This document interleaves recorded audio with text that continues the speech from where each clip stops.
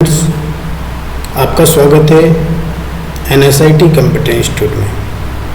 आज मैं आपको बताने वाला हूँ कंप्यूटर के बारे में। कंप्यूटर होता क्या है, कंप्यूटर का निर्माण किसने किया था, कंप्यूटर अपने लिए क्यों ज़रूरी है।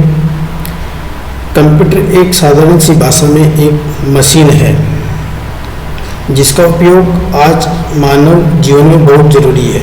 चाहे आप प्राइवेट सेक्टर में जाओ, चाहे गवर्नमेंट सेक्टर में, कहीं पर भी ऑफिशियल वर्क के लिए जो भी डिजिटल टेक्नोलॉजी की देन है वो आज सब कंप्यूटर की देन है। कंप्यूटर के बगैर मानव का जीवन अधूरा है और आज के आधुनिक युग में प्रत्येक व्यक्ति को कंप्यूटर चलाना आना चाहिए, क्योंकि चाहे वो गवर्नमेंट सेक्टर की तैयारी कर रहा हो, चाहे प्राइवेट सेक्टर की तैयारी कर रहा हो या खुद का कोई रोजगार हो, उन सब के लिए उसको बेसिक कंप्यूटर नॉलेज होना ज़रूरी है।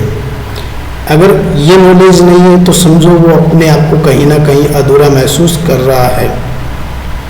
अब इस अधूरेपन को दूर करने के लिए हमारी क्लास ले सकता है ऑनलाइन, और हम घर बैठे उसको कंप्यूटर सिखाएंगे। और वो कैसे कंप्यूटर सीखेगा, उसके लिए उसको रोज़ रेगुलर क्लास लेना ज़रूरी है। आज हम बात करते हैं कंप्यूटर क्या होता है। कंप्यूटर एक मशीन है, इलेक्ट्रॉनिक मशीन, जिसका उपयोग विभिन्न प्रकार की तार्किक और जो कैलकुलेशन है डेटाबेस का, उसको करने के लिए किया जाता है। और उस कैलकुलेशन को करने के बाद में कंप्यूटर उसको अपने आप में स्टोर करता है और उसको खुद में स्वयं में संग्रहित कर लेता है। कंप्यूटर में हम डाटा लाखों, करोड़ों, अरबों की संख्या में सेव कर सकते हैं, जबकि ये डाटा अपन नॉर्मल रूप से खुद याद नहीं रख सकते। जाहिर सी बात है, अगर हमें कोई बोले कि आप 1000 व्यक्तियों का मोबाइल नंबर याद रखो, तो क्या हम रख सकते हैं? नहीं रख सकते। अगर हम चाहें तो कंप्यूटर में 2000, 3000, लाखों व्यक्तियों का मोबाइल नंबर भी सेव रख सकते हैं। तो जो कंप्यूटर की जो डेटा स्टोरेज है वो अपन अपनी इच्छा के अनुसार उसको बढ़ा सकते हैं कि अपने पास में कितना डेटा पड़ा है, वो कितनी आवश्यकता है अपने को स्टोरेज की। तो इसके लिए कंप्यूटर असीमित स्टोरेज है, आप चाहो जितना उसमें स्टोर डेटा आपका कर सकते हो, आपके लिए बिल्कुल असीमित है। कंप्यूटर को अगर हम सीधी सी भाषा में इंग्लिश में बोलते हैं कंप्यूटर कंप्यूटर कंप्यूटर। अब कंप्यूटर शब्द आया कहाँ से? कंप्यूटर शब्द फ्रांस से उत्पन्न हुआ था। कंप्यूटर एक लैटिन भाषा का शब्द है, जिसको आज हम भारत में अगर हम हिंदी में बात करें तो इसको हम कंप्यूटर को हिंदी का यानी हिंदी के अंदर हम इसको सगणक यंत्र बोल सकते हैं, जिसका आर्थिक अर्थ या भावार्थ जो सीधा सा है, जिसका अर्थ होता है गणना करना, यानी ये आर्थिक रूप से सभी चीज़ों की गणना करता है। अगर हम बात करें तो आपको यहाँ पर दिख रहा है कि कंप्यूटर कैसा होता है। पहले के टाइम में जो कंप्यूटर की मशीनें होती थी वो बड़े आकार की होती थी और उनका आम लोगों को खरीदना भी मुश्किल होता था, क्योंकि वो ना तो उसके बारे में समझते थे और ना उनके लिए इतनी उपयोगी थी। अगर आज हम आज के आधुनिक युग की बात करें तो आज लगभग बहुत से लोगों के पास में कंप्यूटर मौजूद है और ऐसा कोई सा सेक्टर नहीं है जहां पर कंप्यूटर के बगैर कार्य होता हो। अब हम बात करते हैं दोस्तों कंप्यूटर के डायग्राम की। आपको यहाँ पर दिख रहा है मॉनिटर। इसके अलावा मॉनिटर के अलावा जो कंप्यूटर का CPU होता है, कीबोर्ड होता है और माउस होता है। कंप्यूटर के मुख्यतः 4 पार्ट्स होते हैं: मॉनिटर, CPU, कीबोर्ड और माउस। इनमें कौन सा डिवाइस कैसे काम करता है, कौन से डिवाइस को कैसे यूज करना चाहिए, इन सब चीज़ों के बारे में आपको वीडियो में डिस्क्रिप्शन से मिलेगा। अब हम बात करते हैं मॉनिटर।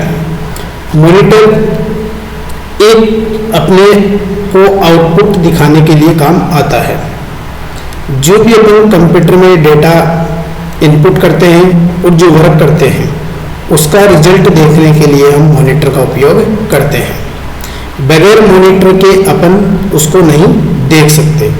अपन जिसकी बात करते हैं, जिसे अपन डिस्प्ले बोलते हैं, या एलईडी एलसीडी भी आप बोल सकते हो, क्योंकि मॉनिटर बहुत कम जगह उपलब्ध रहता है। आजकल ज़्यादातर यूज में एलईडी एलसीडी लेने लगे। इसके अलावा कंप्यूटर से मेमोरी जो डेटा स्टोरेज का काम करती है, आप चाहो जितना डेटा मेमोरी में स्टोर कर सकते हो। अब इसमें मेमोरी के भी टॉपिक अलग अलग होते हैं। मेमोरी भी दो प्रकार से होती है, प्राइमरी मेमोरी और सेकेंडरी मेमोरी। इन मेमोरियों के बारे में आपको आगे वीडियो में मिलेगा। आज हम बात करते हैं कंप्यूटर डेफिनेशन की। इसके अलावा जो कंप्यूटर के जो मुख्यतः पार्ट्स होते हैं उनके बारे में बता रहा हूँ मैं आपको। यहाँ पर जैसे मॉनिटर है, डिस्क ड्राइव है, फ्लॉपी डिस्क है। डिस्क ड्राइव का मतलब दोस्तों ये होता है कि आप अपनी ड्राइव के अंदर कितना डेटा सेव कर सकते हो, या इसमें आप सीधा जो अपन सीडी डीवीडी की बात करते हैं तो अपन डिस्क ड्राइव की मदद से सीडी और डीवीडी चला सकते हैं सीधे में। इसके बाद में होता है फ्लॉपी डिस्क पहले के टाइम में चलती थी, जो ब्लैक रील की सीडी होती थी, तो वो भी अपन फ्लॉपी डिस्क भी चला सकते हैं। इसके बाद में होता है दोस्तों लेजर प्रिंटर की मदद से अपन प्रिंट दे सकते हैं। और सीडी रोम, जो अपन डिस्क ड्राइव के अंदर सीडी और डीवीडी दोनों लगा सकते हैं। इसके बाद में होता है स्पीकर, आप स्पीकर सीपीयू से अटैच कर सकते हैं। और कंप्यूटर की मेमोरी दो प्रकार से होती है, प्राइमरी और सेकेंडरी। इसके बाद में होता है मॉडेम एक इंटरनेट के लिए यूज किया जाता है। इसके बाद में होता है माउस में मुख्यतः 3 प्रकार के बटन होते हैं, राइट क्लिक, लेफ्ट क्लिक और स्क्रॉल बार। इसके बाद में हम बात करते हैं कीबोर्ड में सामान्य जो सिंपल कीबोर्ड होता है उसमें 104 से लेकर 108 तक की पाई जाती है। तो ये तो हो गया अपना कंप्यूटर का डायग्राम। इसके बाद में हम देखते हैं कि कंप्यूटर एक ऐसा इलेक्ट्रॉनिक डिवाइस है जो यूजर द्वारा इनपुट किए गए डेटा में प्रक्रिया करके सूचनाओं को रिजल्ट के रूप में प्रदान करता है। इसमें डेटा को स्टोर, पुनः प्राप्त और प्रोसेस करने की क्षमता होती है। यानी इलेक्ट्रॉनिक डिवाइस के माध्यम से कंप्यूटर एक इलेक्ट्रॉनिक डिवाइस है जो कभी भी बगैर इलेक्ट्रॉनिक के नहीं चल सकता। और इसके द्वारा यूजर इसमें जो अपन डेटा इनपुट करते हैं उस डेटा की प्रक्रिया होने के बाद में वो अपने को रिजल्ट शो करता है डिस्प्ले पर। इसमें डेटा को स्टोर भी कर सकते हैं आप और उसको प्रोसेस करने की क्षमता होती है। अब हम बात करते हैं कंप्यूटर का जनक कौन है। कंप्यूटर का जनक है चार्ल्स बेबेज, जिन्होंने 1837 में कंप्यूटर का आविष्कार किया था। इसके अलावा चार्ल्स बेबेज को दोस्तों कंप्यूटर का फादर भी कहा जाता है। इन्होंने एक एंटिकल इंजन बनाया था जिसे दुनिया का सबसे पहला कंप्यूटर बोला गया था या कहा जाता था। इसके बाद में है कि वेवेज के आगे की कहानी। चार्ल्स वेवेज जिन्होंने कंप्यूटर बनाया था और आज उन्हीं की आधुनिक देन है कि आज कंप्यूटर इतना आगे विकसित हो चुका कि आज प्रत्येक पीढ़ी, युवा पीढ़ी एंड्रॉयड मोबाइल डिजिटल क्षेत्र में आधुनिकरण में अच्छे तरह से कंप्यूटर चला पा रही है। अब हम बात करते हैं चार्ल्स वेवेज का कैसे कंप्यूटर क्षेत्र में रुचि था, उन्होंने कहाँ तक कैसे क्या पढ़ाई की। अब हम बात करते हैं वेवेज के द्वारा निर्मित अपूर्ण तंत्र के कुछ हिस्सों को लंदन साइंस म्यूजियम में प्रदर्शन के लिए रखा गया है।